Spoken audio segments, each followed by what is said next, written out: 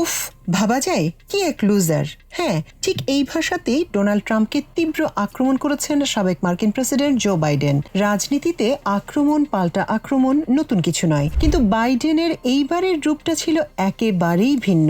মাত্র 10 মিনিটের এক ভাষণে তিনি ট্রাম্প প্রশাসনের ভেতরের এমন কিছু তথ্য ফাঁস করেছেন যা পুরো আমেরিকার রাজনীতিতে তোলপাড় সৃষ্টি করেছে।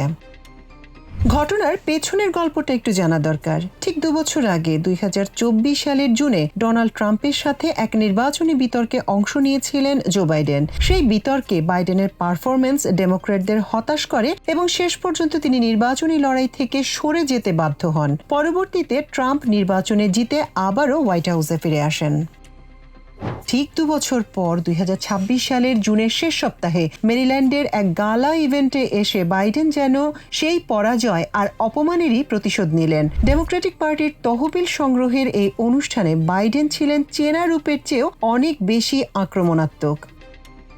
বাইডেনের এই 10 মিনিটের ভাষণে সবচেয়ে বড় বোমাটি ছিল ট্রাম্পের ব্যক্তিগত অহংকার ও ক্ষমতার অপব্যবহার নিয়ে। বাইডেন দাবি করেন ট্রাম্প আমেরিকার ইতিহাস বা ঐতিহ্যকে পরোয়া করেন না। তিনি অভিযোগ করেন ট্রাম্প নিজের ব্যক্তিগত বলরুম তৈরির জন্য হোয়াইট হাউসের ঐতিহাসিক ইস্ট উইং ভেঙে ফেলেছেন। এখানেই শেষ নয়, কেনেডি সেন্টারে নিজের নাম জুড়ে দেয়া এবং লিঙ্কন মেমোরিয়াল রিফ্লেক্টিং পুল মেরামতের জন্য নিজের পছন্দের লোকদের নিয়োগ দিয়েছেন ট্রাম্প। বাইডেনের ভাষায় ট্রাম্পের পুরো প্রশাসনটাই মার্কিন ইতিহাসের অন্যতম দুর্নীতিগ্রস্ত, অযোগ্য এবং আত্মমুগ্ধ বা নার্সিসিস্ট একটা প্রশাসন।